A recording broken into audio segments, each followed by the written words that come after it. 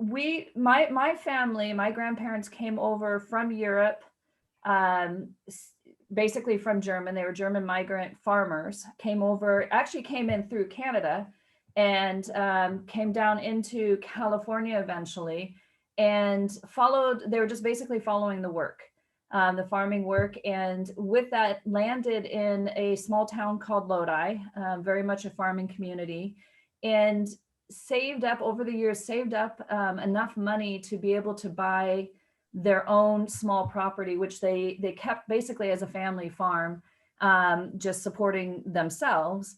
And as my father was graduating from high school, one, he couldn't really afford to go to college. And secondly, he had to stay there because unfortunately his father passed away. And so he took over what they were doing on the family farm and started expanding into other crops and just expanding the acreage and everything over time. So for a long time, he was producing, and that started back in around the early 40s. He was producing tomatoes and bell peppers and corn and all sorts of different row crop commodities. Decided that he wanted to get into some permanent crops, and so planted sweet cherries in Lodi. And after years of growing sweet cherries, he found that Lodi had a very unique microclimate. And if you went south of Stockton or north of Sacramento, and I'll show you a map in a minute, you couldn't really grow sweet cherries. And with that, he went in 1968, he went to the advisors at that time and said, I'd really like to plant wine grapes. I think Lodi is ideal for this. What do you suggest we plant? And they said, oh, Lodi can produce Mission. And obviously it had Zinfandel and Tokay and a few other things. So the way my parents' attitude is, they planted Chardonnay, Merlot, and Cabernet. And so everyone kind of looked at me like they were crazy planting these varieties. But he had Chardonnay planted in Lodi 10 years before anybody else, and ended up selling most of that Chardonnay over to Napa Valley at Napa Valley prices back in the day. And today, Lodi is a large producer of all wine grapes. And let's go to the next slide.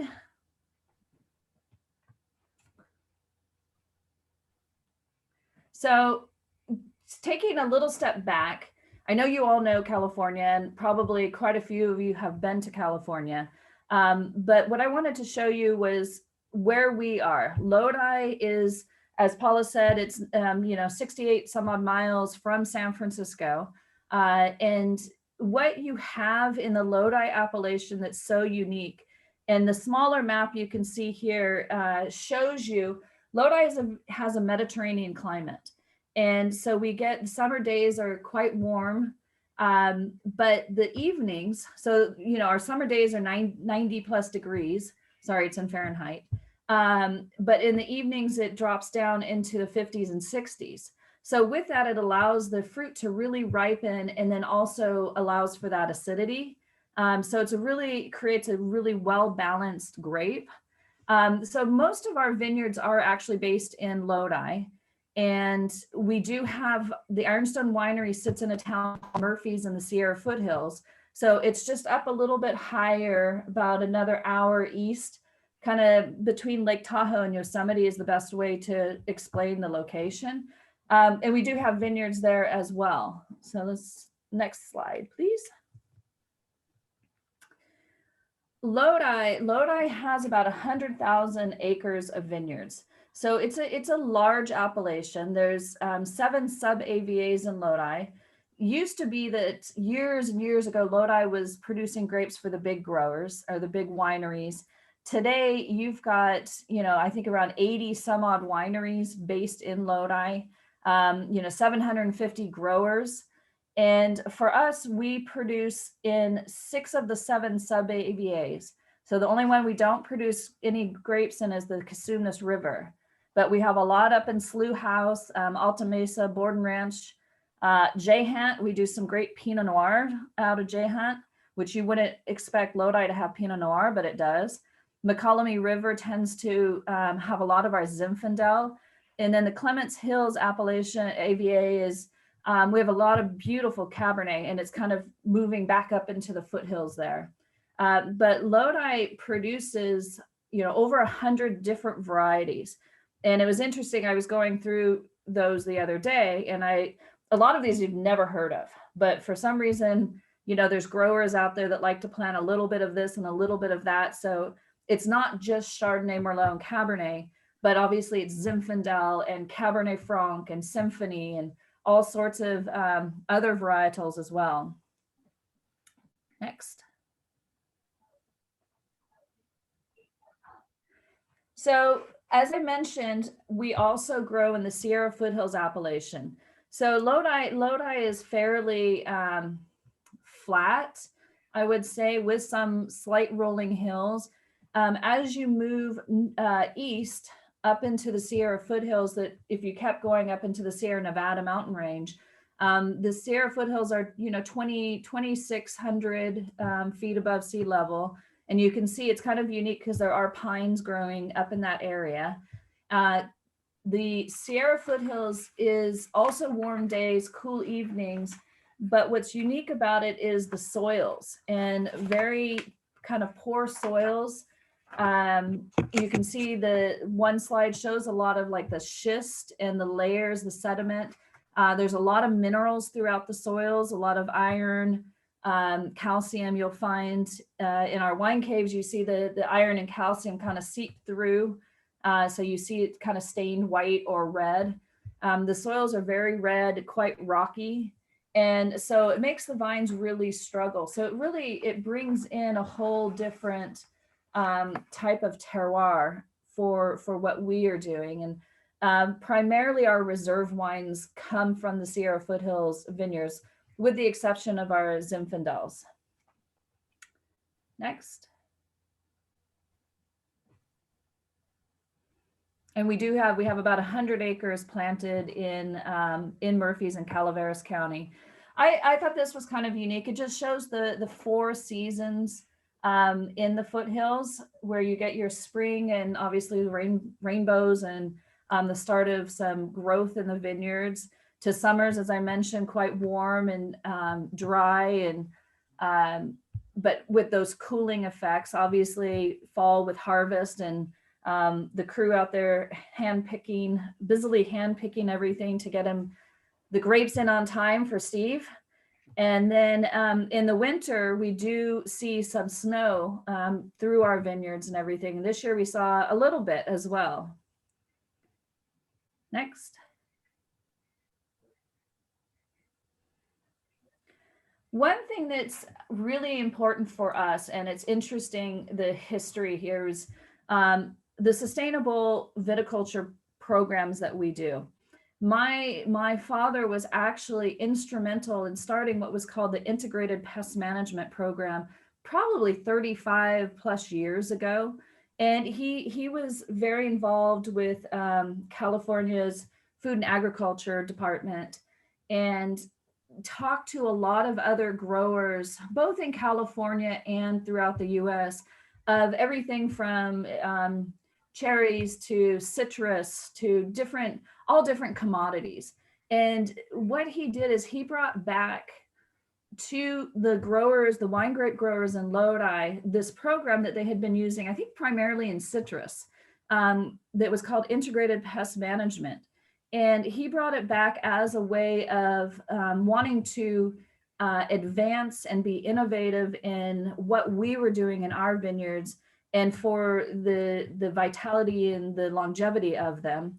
So the integrated pest management, we had at one time a full-time bug guy who would introduce beneficial bugs and insects and everything to combat it. But it was really about everything we were doing in the vineyards, but also things we were doing outside of it. The IPM program, the Integrated Pest Management Program, evolved into what is called BIFs, the biologically integrated farming systems, that eventually kind of just kept evolving into what today is the sustainable viticulture program. So as I mentioned, we started working with these programs 35 plus years ago. It's only in the last couple of years that we, I guess, bit the bullet and decided to do the enormous amounts of paperwork to become certified, both in all of our vineyards and in our 2 wineries, because we have a Lodi production winery and then Ironstone. So it's a 2-year process before you can put it on your label or anything. But we are now officially certified in the California Sustainable Viticulture Program, which includes everything from crop management, soil fertility programs, water management. Water management in California is huge. And we've been working with some different universities where they're doing experiments on groundwater and pulling from river water for replenishment, and doing just a lot of research with them on ways that California can better utilize our water resources, or sometimes lack thereof. So a lot with that. We have some other programs going.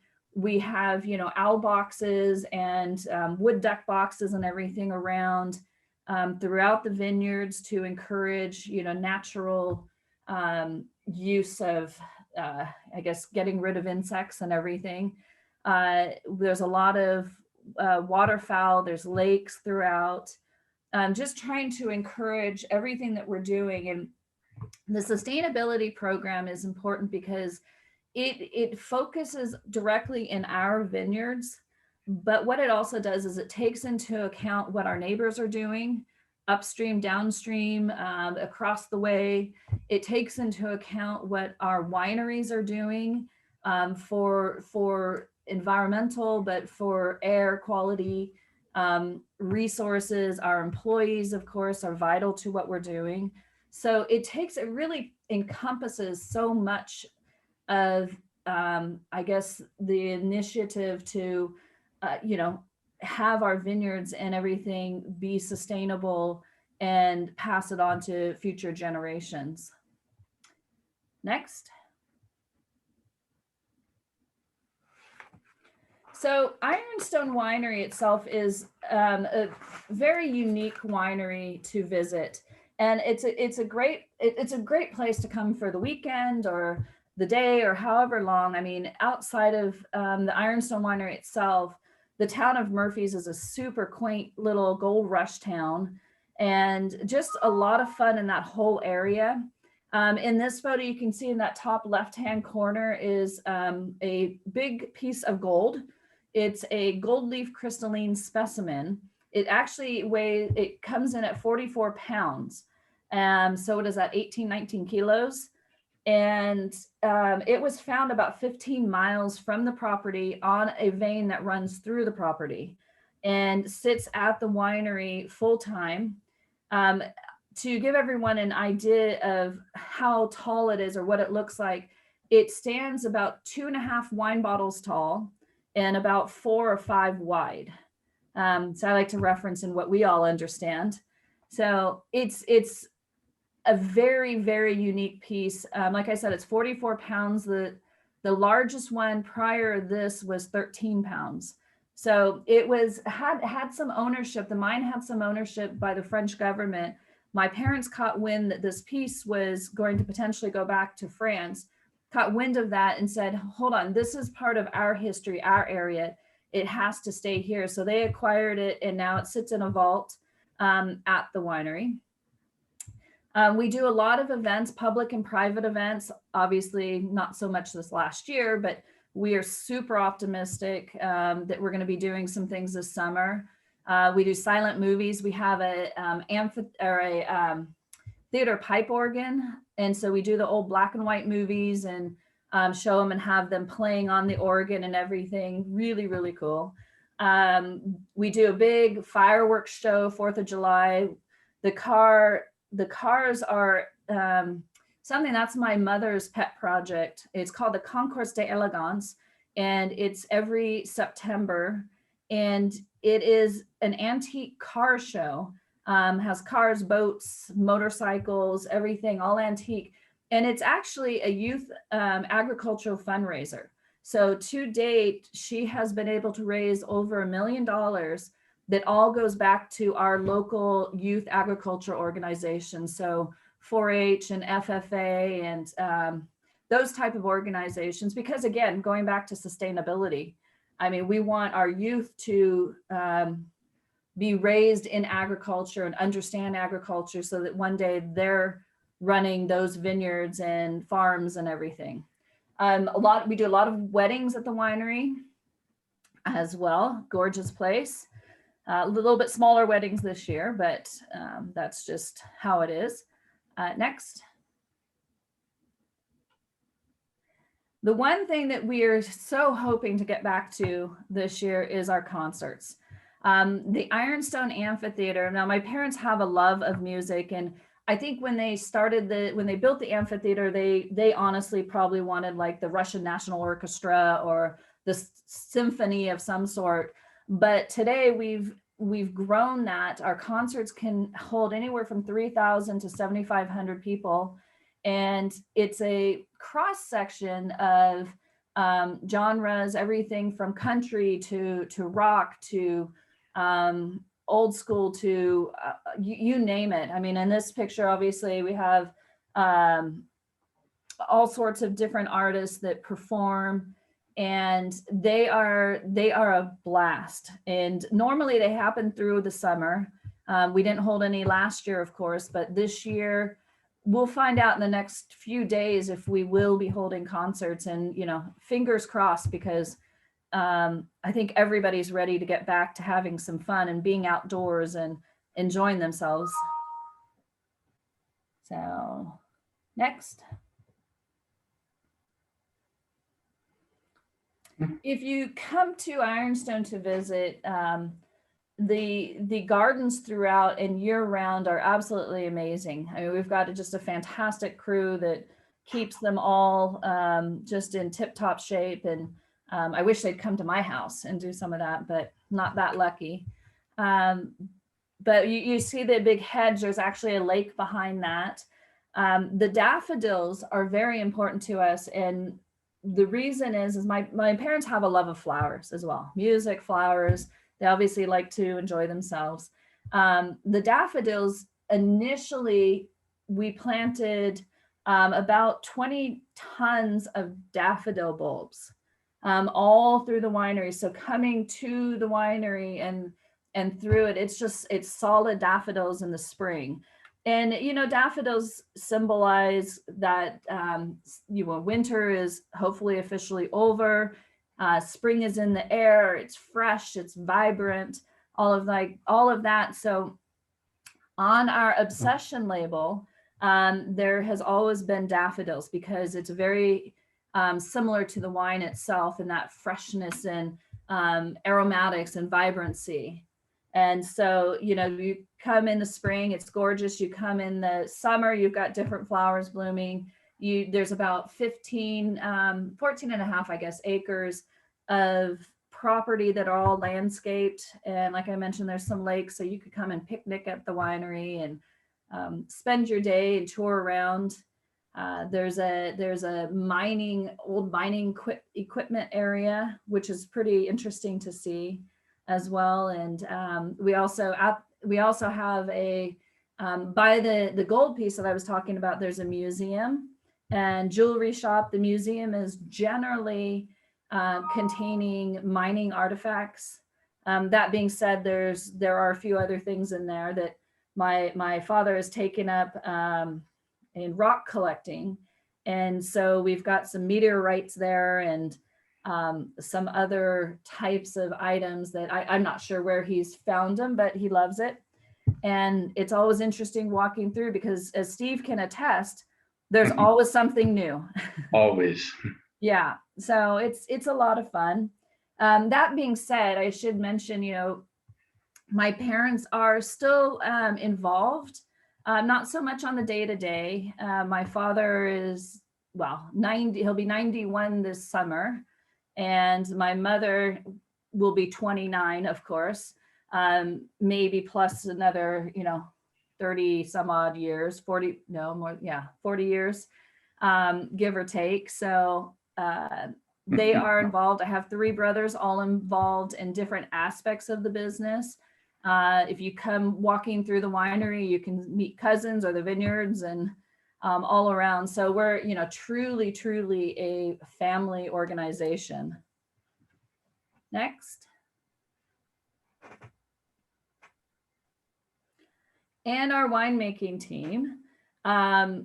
We have just a wonderful winemaking team. Steve has the history of, I think, was buying grapes from us back in the early 80s.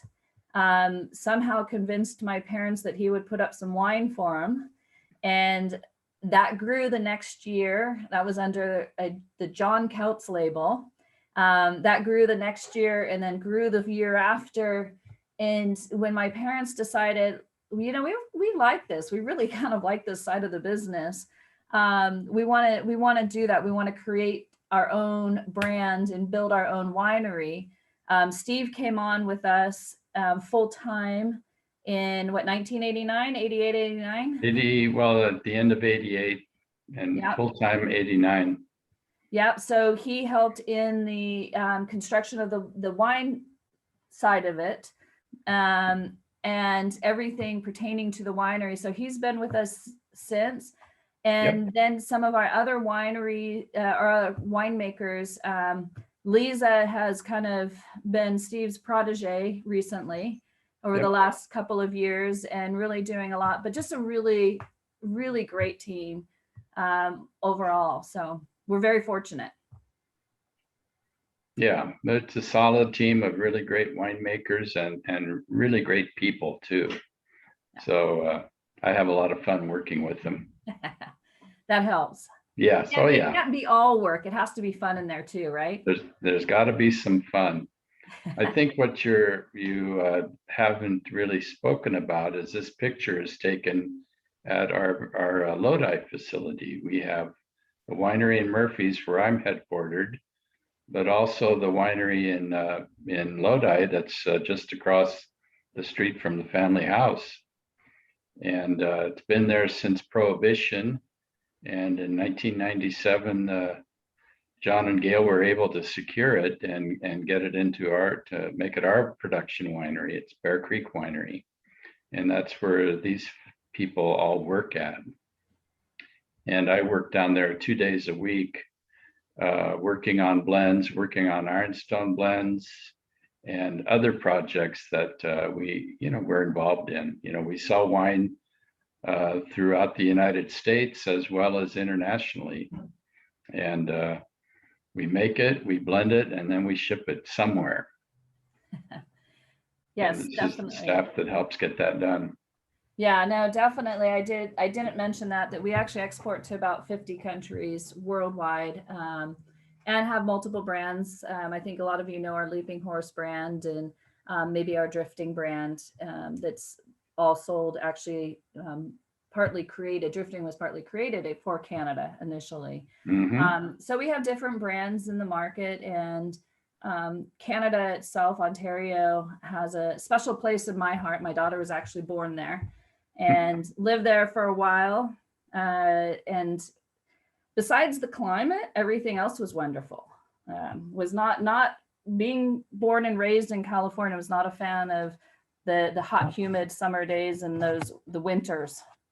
But it was wonderful nevertheless. Next. All right, so with this, I thought we could start tasting. For those of you that have the samples and have these wines, we'll start with the Obsession Symphony, and I'll let Steve talk about the Symphony a bit. Okay, we started Ironstone in 1989. We broke ground, and that year we planted vineyards in Murphy's in Calaveras County, but also we put in a lot of vineyards in Lodi to support the new winery. But part of our efforts were to find a wine that we could sell in the tasting room, because we were going to build a tasting room up here in Murphy's. And I went off with John Kautz. We went up to Chateau de Bon and tasted a grape I had never heard of before called Symphony. And, it's like anything in life, you just scratch the surface of something and you just find a whole lot more about it. And it turned out Symphony is a grape that was developed by Dr. Olmo at UC Davis. He patented the grape in 1948. And he developed the Symphony grape along with about a dozen others that he patented at the same time to meet particular needs in the California wine industry at the time. And of course, he started this in 1940. So he was looking at California needed to make a wine he felt that could be a dry table wine and fruity at the same time. And so he made a lot of crosses. The one that became Symphony is a cross of Muscat of Alexandria, which is extremely fruity, and Grenache Gris. And of course, no one hears about Grenache Gris, but it is a white grape, and it can make a nice dry style wine. Well, he did this cross, came up with the grape Symphony, and thinking we could make fruity dry table wines. And you have to remember, back in those days, wineries didn't have refrigeration or jacketed tanks. They were just big facilities, much like Bear Creek. It had concrete tanks and redwood tanks, and no jacketed stainless steel fermenters, which are the lifeblood of a modern winery. So his idea was to make this wine that would be fruity. And I find it totally ironic that this wine that he was working on, we finish off with a little bit of residual sugar, just like in the old days, although we get to do it with controlled fermentation. And we arrest the fermentation when it gets down to about 2% or so of residual sweetness. You know, when you're trying to stop the fermentation by making the wine really cold, you don't really have that much control. You have an idea of what you'd like to do, and then you see if nature helps you out and gets it to stop at that spot. But anyway, we should be tasting this wine now. It should be extremely fruity. You know, in the winery, it is the one grape that when we're crushing it, it smells just like the wine that we're going to be making out of it. You know, most grapes don't do that. I'm going to jump in. I can attest to that because where my office is located in Lodi, I have a Symphony vineyard that surrounds us. And it is absolutely incredible how aromatic that vineyard can be. It's surprising. You wouldn't think that just, you know, going by a vineyard that you would smell it, but you do smell that Symphony and kind of those same characters that you get in the wine. You definitely smell it. Yeah, everybody, when we're crushing Symphony grapes, everybody's a wine expert because they can all identify it. So it's a lot of fun. It gets people stirred up and interested in what we've got going on. You know, it's got that very distinctive aromas. It's got a little bit of ginger sometimes, a lot of flowers in the bouquet. And the way we finish it is we retain its natural acidity and just have enough sugar to make the wine really mouth-filling and delicious, but not really what I would call overly sweet. So it's a balance that we try to strike. And by striking that balance, it's a wine that you can serve throughout dinner if you choose to. It doesn't have to be a sipping wine before dinner. You can have it with light, fresh fruits and cheeses, or you can have, we used to do a dinner here where every meal was constructed around Symphony. And so that's a lot of fun. You know, there's a lot of pork dishes, and lots of fruit and cheese. Steve, I've had it at dinners, winemaker dinners, where they've done it with steak too. Yes. And you put something the one thing about this wine is because of those aromatics, it goes fantastically well with any spicy foods. So anything with a bit of kick of it. So if you put, like we had a steak and it had kind of a spicy sauce over it and the wine went great. Yeah. But yeah, anything with that has some good spice, this wine is perfect. Yeah, it's a lot of fun. And like I say, it's something I'd never heard of before I went on that journey with John to find out about Symphony. And I'm glad we did, because it's made a wine that's become a real touchstone for Ironstone. So Steve, we have a couple of questions here for you that I'm just monitoring the chat room for you. So the first question is, does Ironstone make the equivalent of Robert's Cuvée? Is question number one. And then question number two is, when you arrest fermentation with residual sugar, is there a chance for a touch of sparkling post-bottling? Or is it filtered cold to prevent that post-bottle re-ferment? Well, there's a couple of questions there. Yeah. And, the thing about making Symphony as opposed to Robert's Cuvée is made with late harvest Zinfandel grapes. So at the very end of the season, when the grapes are starting to shrivel a little bit, but still make wine, that's when we make Roberts. Symphony, on the other hand, is picked when the grapes get between 22.5 and 23.5 bricks, which is right at the start of the season. So we'll start making Symphony in September, which is pretty close to the beginning of our grape harvest. As far as that sparkle that we have in the wine, I bottle the wine with a little dissolved CO2 to give it that sparkliness. It enhances the palate.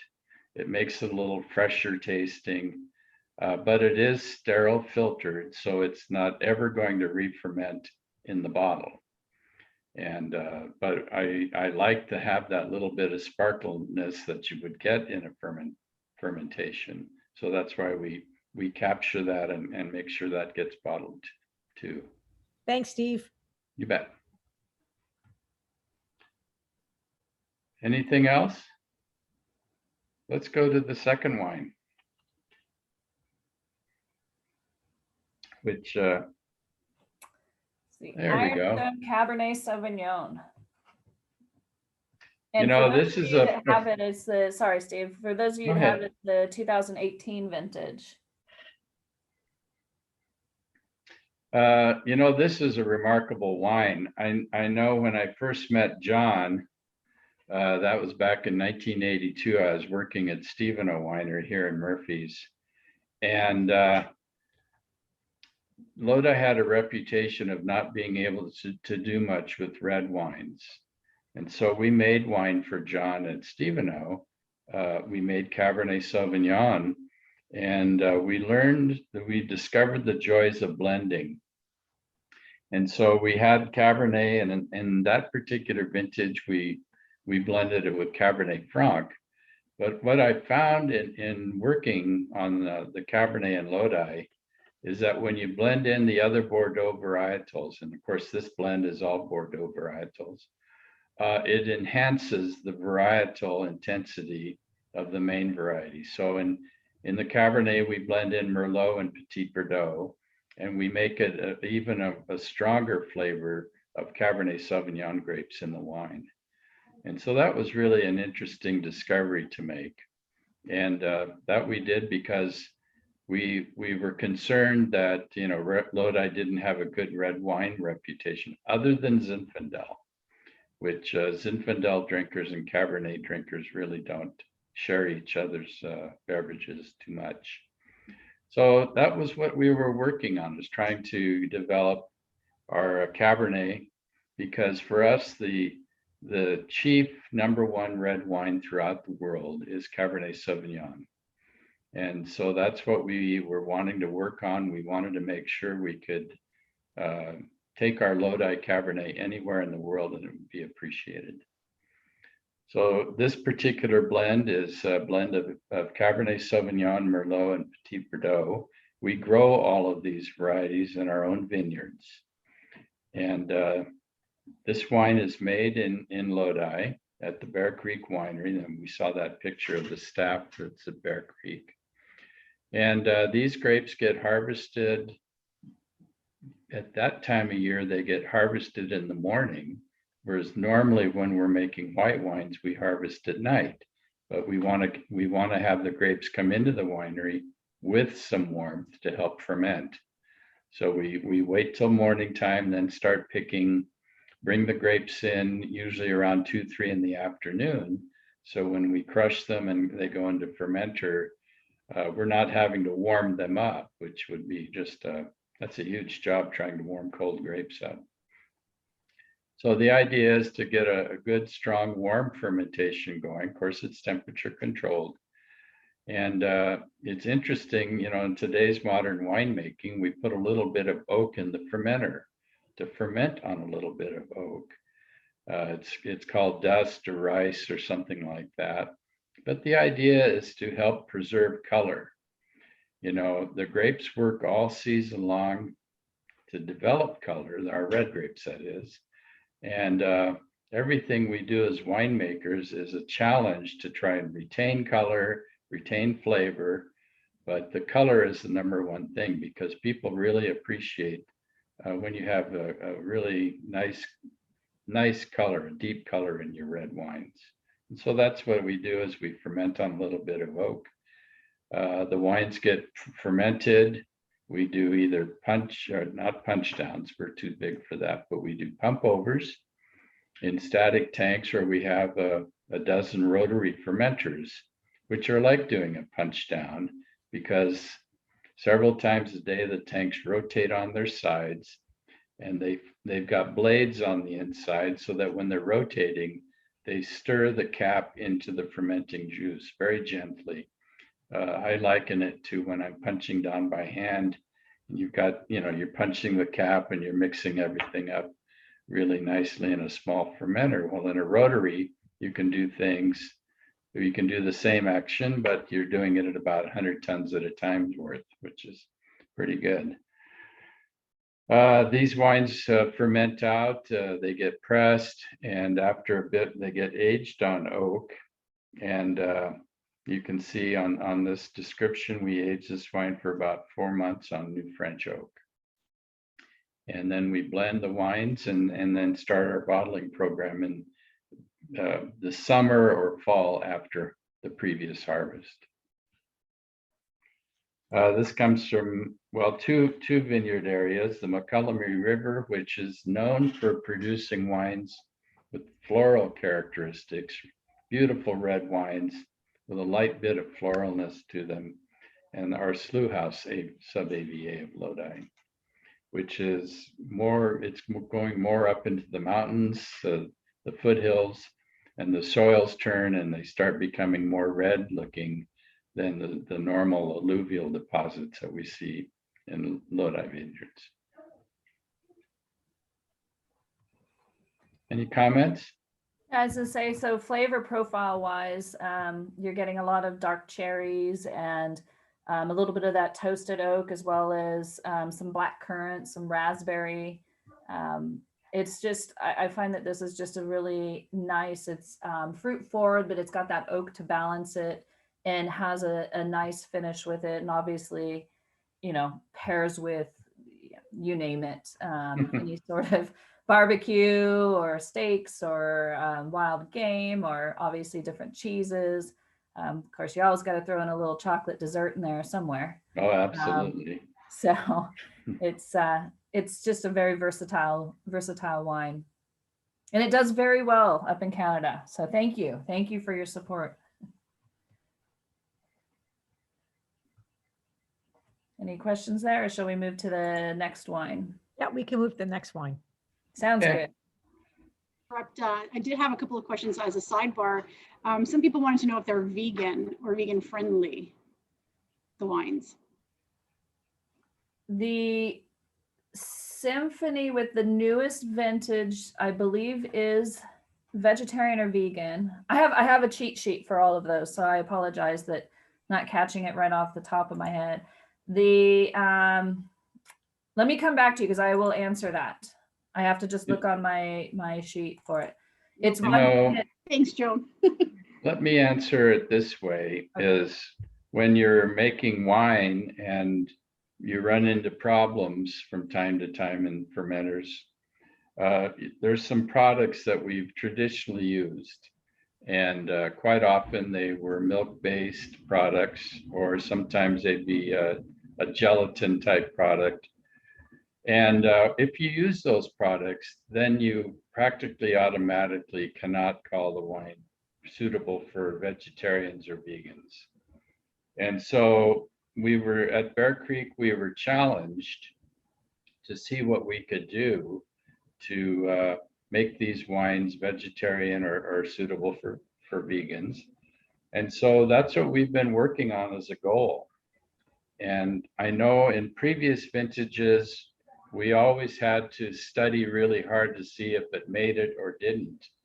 But I'm really happy to say that for the 2020 vintage and for the future, what we did is we started the harvest without those products in the winery. So we did our winemaking without falling back onto those traditional products that we had.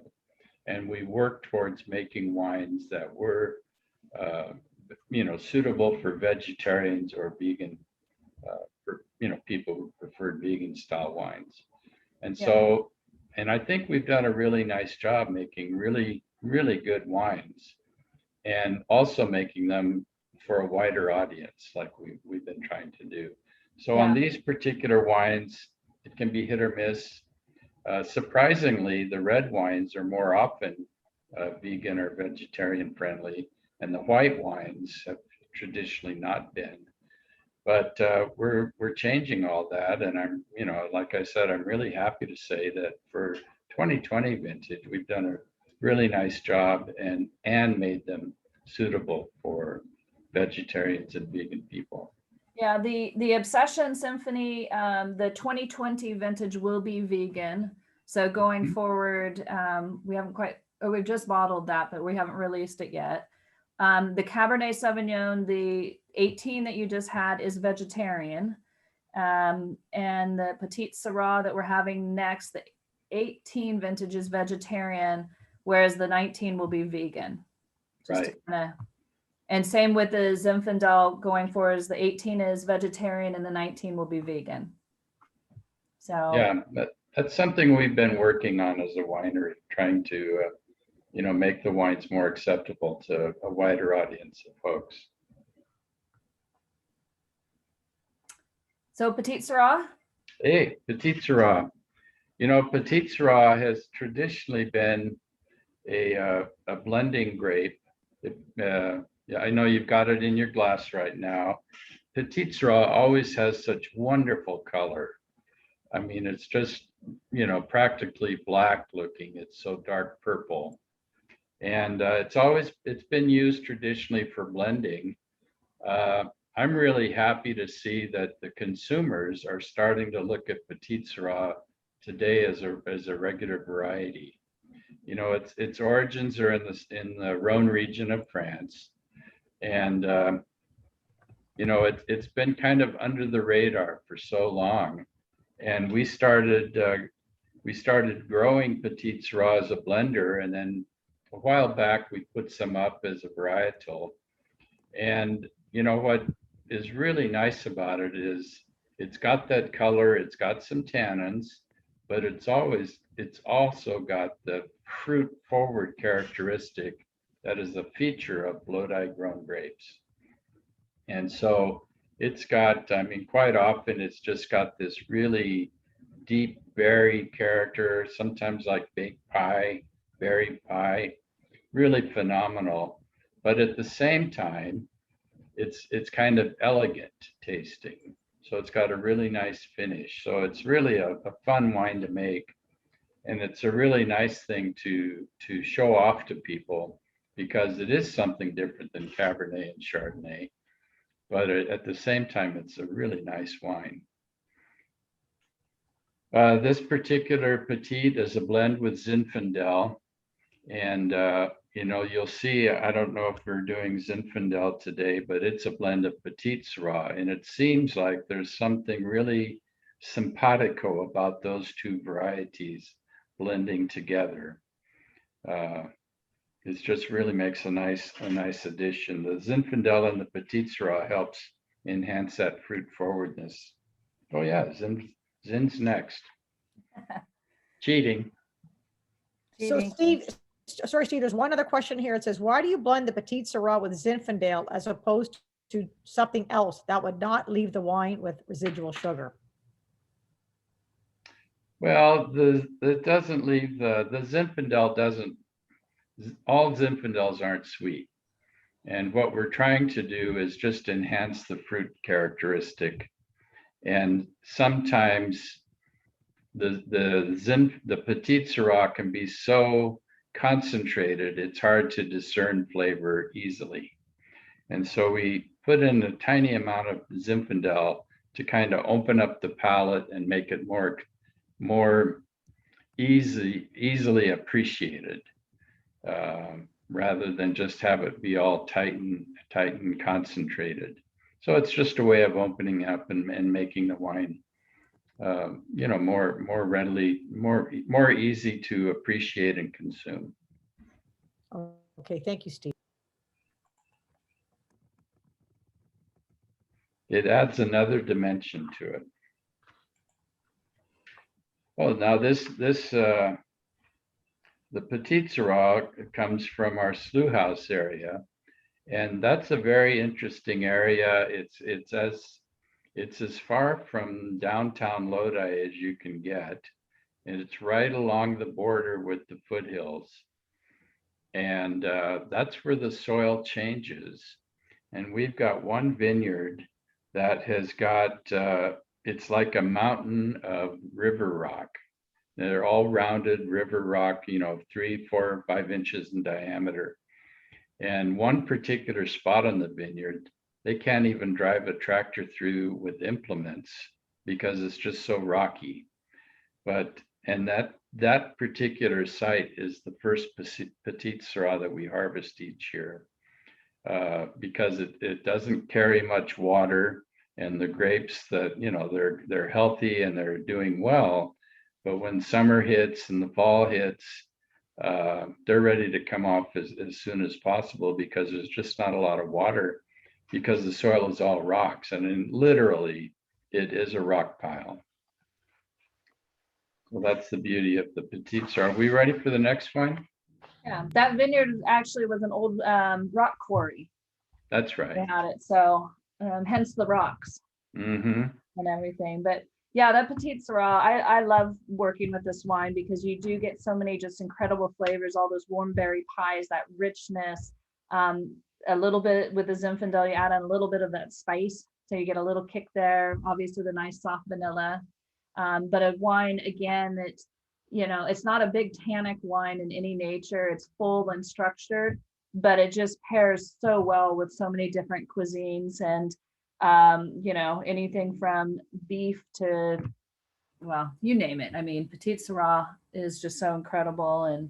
And for dessert, of course, you can do brownies with a little fruit on them, and they're really nice too. Well, we can't leave out desserts here. Appetizers and dessert. Main courses are awesome too, but. Joan comes by that honestly. Her mom always said you should have dessert first.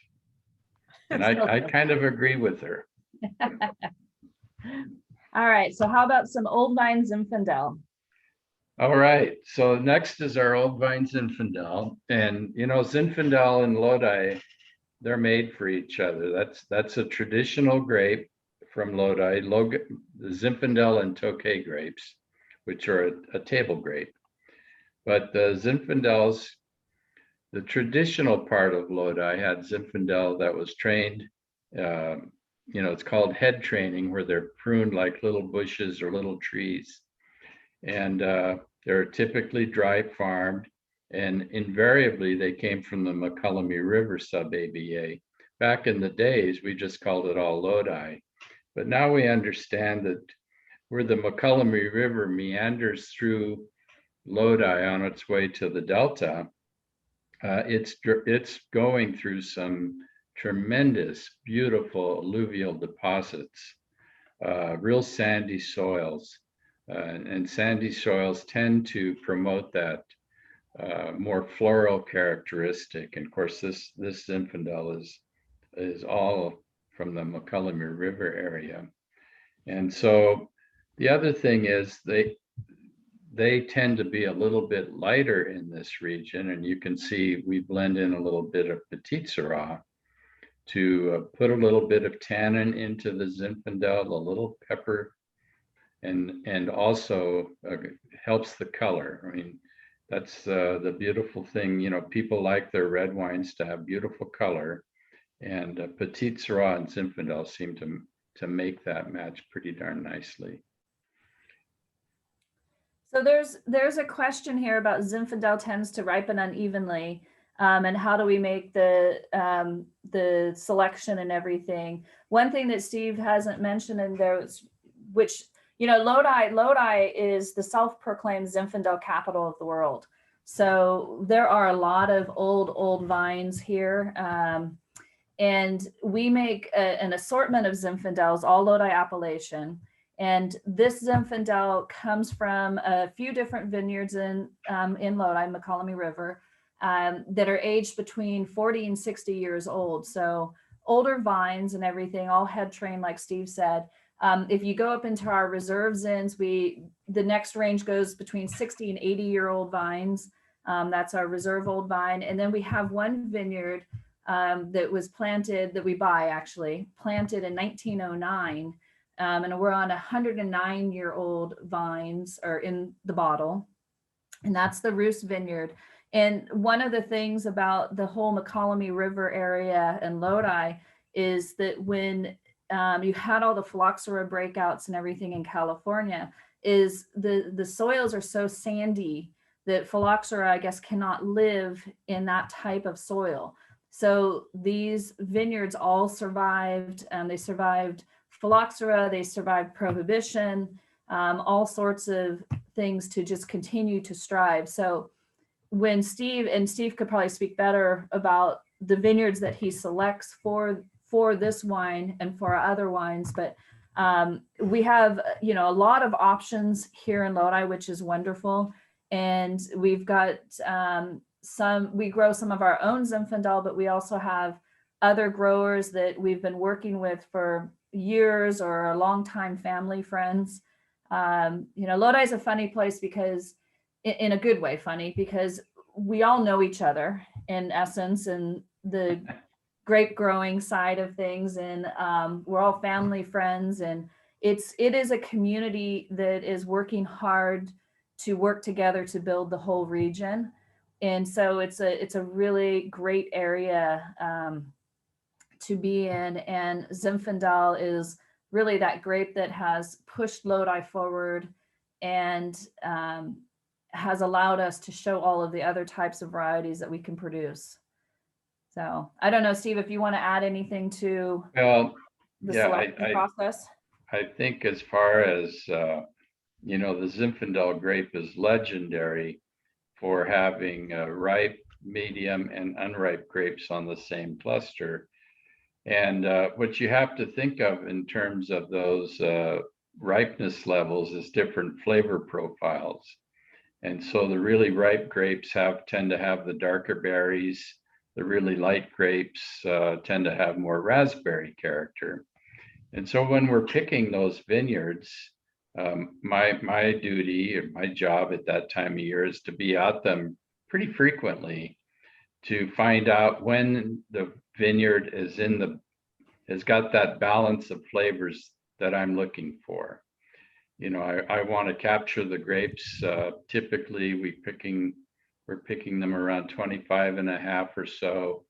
We want to capture the flavor balance where we have just a small influence of the raspberries and we have more of the dark berry characteristics. So, you know, it's a balance, because if you wait too long, then the grapes get raisiny, and that's not a pleasant characteristic.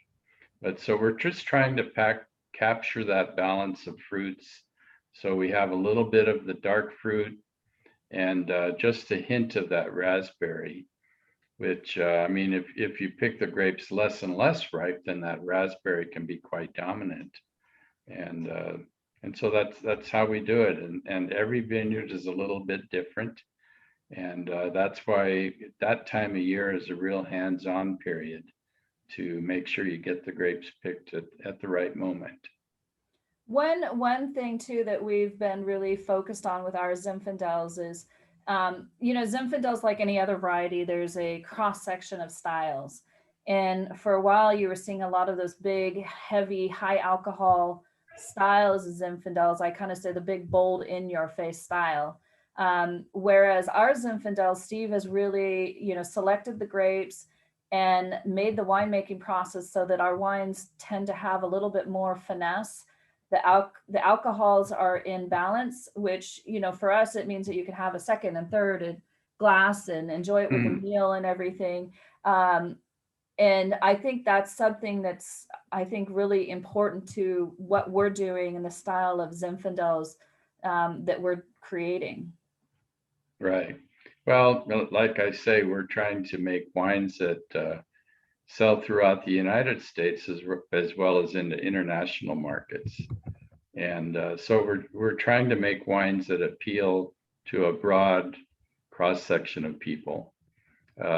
I do also make those high power in your face Zinfandels, but those aren't for everybody. Those are for a much smaller audience.